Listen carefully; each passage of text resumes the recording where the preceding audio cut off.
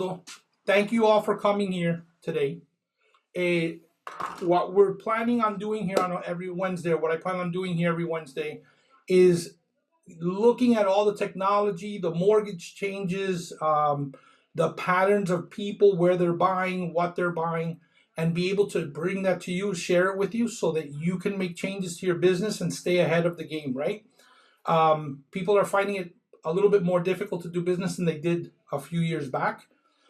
So you have to keep changing how you do business or you fall behind. And one of those things that we keep hearing about a lot is AI. A lot of people are not using AI just to create an email or just to answer back a text or to create something. They're using it for their research. They're using it to be able to have the right conversations with customers and also to find the right customers. And by right customers, I'm talking about the people that are looking out there. I'm going to let Ernesto present himself, even though you probably all know him. But in case you don't, that's Ernesto Vega.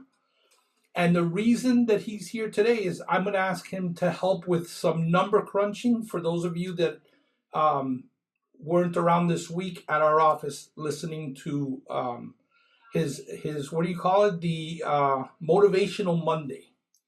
Information Motivation Mondays.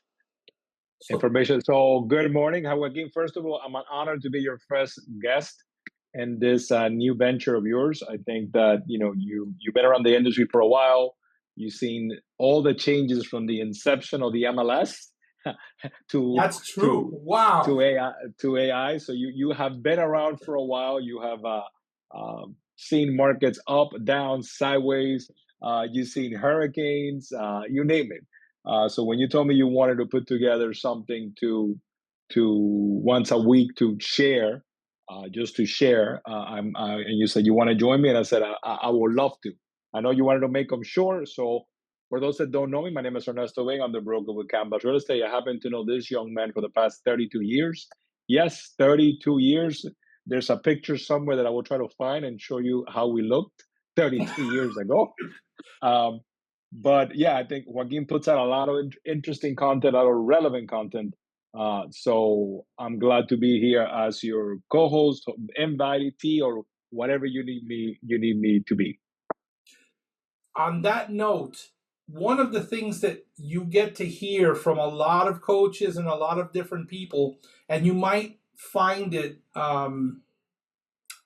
redundant. I don't know if I should use that word, but something that always works, because when you're trying to get your business started because you're new or you're a veteran and things are not going with the same flow they did before, what I personally like to do is go back to basics. By going back to basics, we're talking about being face to face with people, right? Doing things like open houses, giving out 100 business cards. And I remember knowing people that would buy the box of 1,000, and their goal was to get rid of that by the end of the month. Every month they wanted to be dumping business cards everywhere, and not just dumping them, putting them in people's hands. And when I was thinking about that this morning, I know a lot of people have now changed to the dot card, and I have one. And for those of you who are not familiar, a dot card is an electronic, it looks like a credit card, and you tap someone's phone, or they look at the QR code on the back and they get your contact information. I've used it. It's very good to use when you're in a convention or a networking event and you're trying to be quick. If I have a class, I do that with the students, the agents that are in my class. But nothing beats the piece of cardboard that they're going to put in their pocket, maybe write a note on. I'm not happy with dot cards. So when we talk about face-to-face, go back to business cards. I don't know if you want to add something to that, Ernesto, how you feel about those cards. So I'm a firm believer on paper cards. I don't want to sound old school, or what I do is I have my contact info saved on my phone. So if I come across somebody who is that's what they prefer, I just text on my card directly from my contact info from my phone. They can save it and they have me already saved on their phone. But I like the exchange of a card because it creates a sort of a memory, which it will be later relevant when that person finds that car later on, whatever journey they need us for. But yeah, I Um, think I like that. I like the touchy well, feely car. when you transfer your contact to somebody, that goes into their database and it's gone. You're not going to see it again unless you remember the name and the number and the person's relevance and why you're going to look for them. So I still would rather see everybody go back to a business card. But besides that, what we really want to talk about today is making phone calls, using all this AI, all this new information to sharpen how you're working. So you brought up numbers this week. You were talking about the different countries that are doing the purchases in the U.S., the foreign nationals. Yes. And I don't know if you saw those numbers, but I don't know if those of you who don't know Ernesto, when he goes to sleep at night, he plugs himself into the internet and downloads all kinds of data so that he can share it with you later. But right now, I think you shared that the millennials are the ones that are buying. Was that what you mentioned? No, so the first time out of first time home buyers, which is about 30% of the market right now, the other 70% is a move up buyer. Those 30% are millennials. So they're buying their first home and they're buying their first home later in life. Because by now millennials are in their late 30s, but now is when they're buying. Millennials took a longer journey to get here. But right now the big chunk or the bulk of buying is the move up buyer, the Gen X, Yeah. us. Not me. I'm a boomer. So, with that being said, if first time home buyer, you want to be able to know how to target a first time home buyer. You want to know what it is that they're looking for. If it's Gen Xers or millennials that are buying, you want to know what is moving them to buy and why, what they're buying, where they're buying. And that's where AI comes in, where you could do searches and find out what are the areas or what they call the micro areas where things are happening. You also have the MLS to use that as a tool.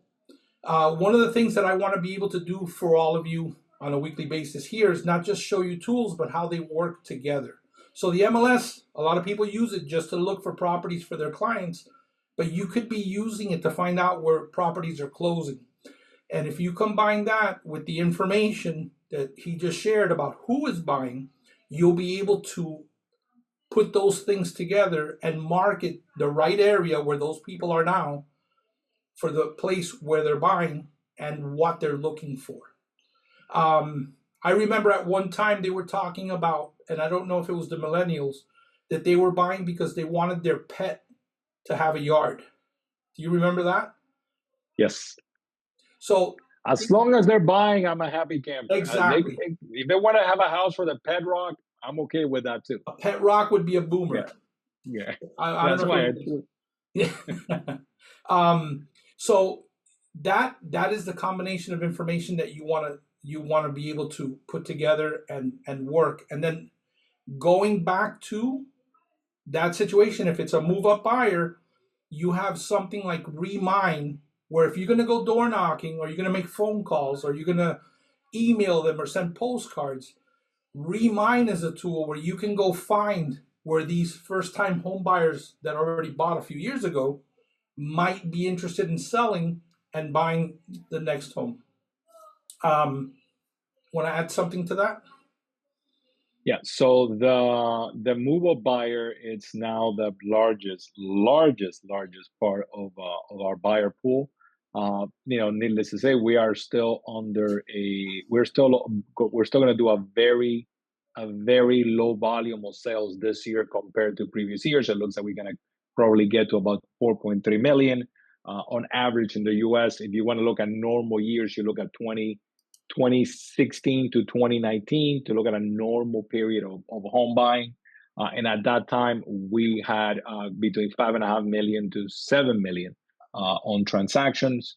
We are substantially below those numbers, but I think we are at a crucial point where the market should turn. But out of those 4.3 million purchases that will take place this year, we're the move up buyer is 60%. And I call it the move up buyer, Joa, but it could be buying a second home, buying a third home, buying a home for their kids, buying a home for their parents. It's a buyer that it's using their leverage, their asset, their net worth to acquire more real estate. You know, one of the complaints, the common complaints that you hear from people that have been in the business for the last 3 or 4 years, maybe, is that the interest rates, the interest rates, and the interest rates. For people that have been around for quite a few years, I believe they were like 9% when we first came into the business. And my parents and and family members that I remember paid 14, 16% interest a long time before that. But the move up buyer that he's talking about is probably somebody that's been paying 6, 7, or 8% and has been in a home for 10 or 15 years. So that will not be an issue for that buyer. That buyer that is going to sell and now move into a new home, 6%, 7% is a good interest rate for them. They're not afraid of that. And speaking to that, there are two tools that you want to know about with that. One, with the financing, there are mortgage companies that will finance your customer and give them a guarantee that if the rate drops within 6 months, they'll be able to refinance them for free. Ask for your lender, and if they can't do it, let me know, and I'll tell you who's doing that. Anything you want to add to that with the mortgages? Yeah, so there's a lot of different options out there when if you have a move up buyer, from a couple of loans, bridge loans if they're looking to buy something right away. If their dream house comes up in the market and they haven't sold their house, there's a couple of bridge loans, very, very affordable bridge loans where they can tap that equity to buy that next property while this one sells. Every time somebody buys a house, they always want to, change the curtains, paint, change appliances. So it gives them the time to do that. And like you mentioned, there's a lot of lenders, including CMG, that will refinance you if there's a substantial rate drop. I don't see a substantial rate drop, which I mean below 5% anywhere in the U.S. horizon. Maybe I'll eat crow later, but I do not see that anywhere on the U.S. No, horizon. Anything under 5. I at keep all. hearing about the market and you shouldn't share this with your customers because then they'll wait. They're talking about September being a rate drop, but it's not going to be less than 6%. You're going to still be in the sixes most likely. Yeah. So we'll get that rush. So Hopefully. Joa, how can you, what is your recommendation? Because today we're talking about going back to basics. What will you do and going back to basics with that database that you have of homeowners with incredible amount of equity? How will you connect with them? I have my database and I'm constantly not, and this is something that I learned recently. The database you have, however substantial it is, whether it's 100 people or 1,000 or 10,000 people, only 5% of the people on your database are going to be doing business any given year. So you don't want to bombard them with, would you like to know the value of your home today, every month for 12 months and for long periods of time? What you should be doing is sending them vital information about the housing, interest rates, how to use equity in their home, how to clean their garage, different things that'll help them, but that will be useful to them so that they can keep reading the information that you're sending them. At the bottom of that, you can have things like, if you want to sell your home, click here and see what the value is. So yes, keep in touch with them constantly for that 5% that's in your database. But what you really should be going back to is the open houses and start talking about real estate everywhere you go. That's something that I seem to have strayed away from a little bit, but lately I've been doing it again. I've been carrying my business cards in my pocket. I can tell you that back in the should I say the 90s or the early 2000s, I remember I gave somebody at a Taco Bell my business card, the person who served my order. And yes, I don't eat at Taco Bell anymore, even at 2 o'clock in the morning. So that person called me because her family was looking to buy a house and I sold them a house. So you need to be talking to everybody. And the reason that I've been pushing that a lot with people that ask me, what should I do now? is that we don't have the budgets to fight with the Zillows, the Realtor.coms, the Redfins. We need to find these buyers and sellers before they fall into an internet website where you're going to end up giving them at least half of your commission, because that's the way things have been working with that. And that'll be a subject for another time. But back to basics. When you do an open house, you have the neighbors come in and see if they want to sell. When you're demonstrating the house, what you're doing is auditioning for their listing. You're going to have people, when you start showing that house, come up to you and ask you if you're the agent. I don't know how many times that's happened to you, Ernesto, where you're at a property and they see the sign and a driver pulls over and asks you if they could talk to you about the house. That's where, and I used to have a manager a long time ago that used to say, activity breeds activity. And that is the truth when it comes to any business. So every time you're out there, you're talking to people, you're generating more and more activity. So I'm going to share a couple of things that are back to basic things. If you can write them down or shoot me and Joaquin an email later and I'll send them to you. Really quick, just 5 things that work on this going back to basics away from tech presentation today. So for me, number 1 is have 5 real estate conversations daily with people on your phone. People that really live on your phone, your friends, your past clients, your neighbors, your dry cleaner, your dentist, your hairdresser. Have 5 conversations. Everybody wants to know about real estate. And I'm not telling you to pitch them. You don't need to pitch. You don't need to sell anything. You just have a conversation. It's like, hey, did you hear about this project? Did you hear about that coming up? And that on itself will lead to those 5 conversations. There's 25 conversations a week, but 100, 100 plus conversations a month. That itself will trigger business for you. Door knocking, what it's called circle door knocking. And I know Let the me heat add and the something rain. to that. Go ahead. Really quick, because I know that that list is gonna come out quick. That number 1 about the 5 contacts a day, some of you are a little bit shy. Don't be, because that won't help you. But if you want a soft way to come into that conversation, use your personally branded app. Send it to 5 people every day and say, hi, do me a favor. I'm using this app now and I really need your opinion. Tell me how you think this app is, because I've been sharing it with my customers. If you're asking for an opinion, you're going to get leads and you're going to get people talking about real estate, and hopefully they'll keep your app on their phone to remind them constantly that you're in the business. And it's a great way to remind people that you're a real estate agent.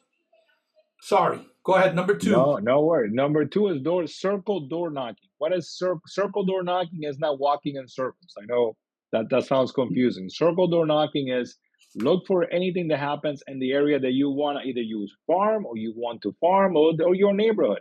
Any new listing, any new sale, even if it's not by you.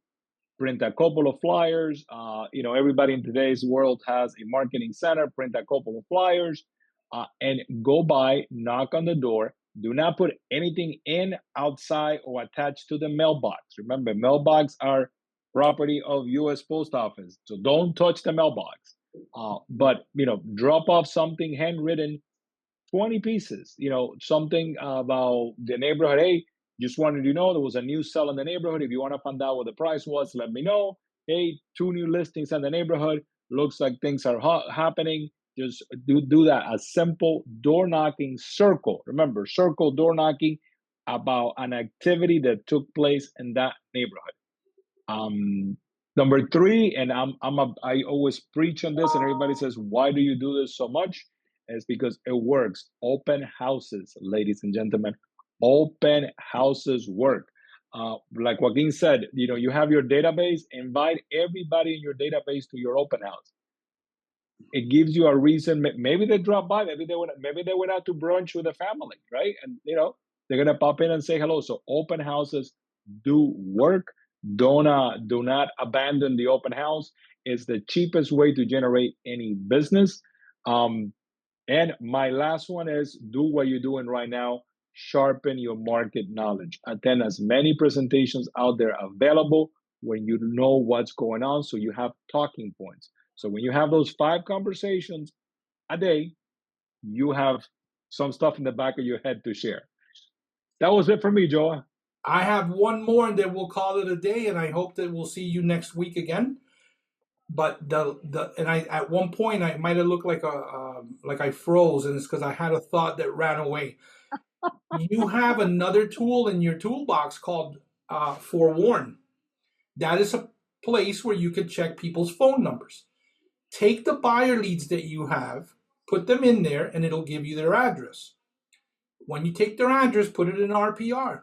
You might be getting buyers, the ones that are ghosting you, because they're only checking the price of homes in the neighborhood, that because they're going to buy a second home or move there, or because that's where they live and they want to see what the prices are.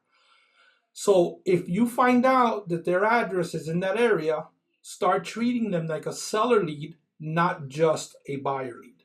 Treat them as both, and make sure that they get to see that you're a great listing agent as well. And with that, I think we've had a great conversation this morning, and we'll see you next Wednesday.